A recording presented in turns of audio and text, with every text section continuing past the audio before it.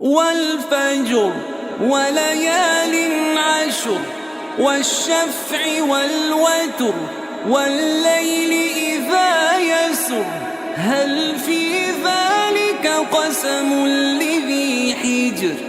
ألم تر كيف فعل ربك بعاد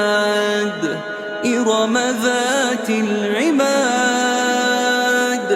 التي لم يخلق مثلها في البلاد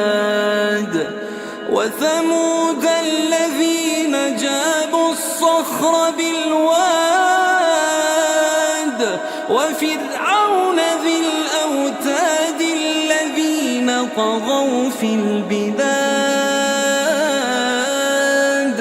فأكثروا فيها الفساد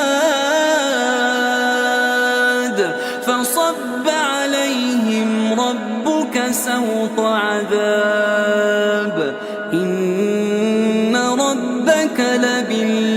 لبالمرصاد فأما الإنسان إذا ما ابتلاه ربه فأكرمه ونعمه فيقول ربي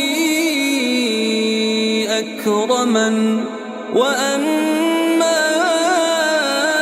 إذا ما ابتلاه فقدر عليه رزقه فيقول ربي أهانن كلا بل لا تكرمون اليتيم ولا تحاضون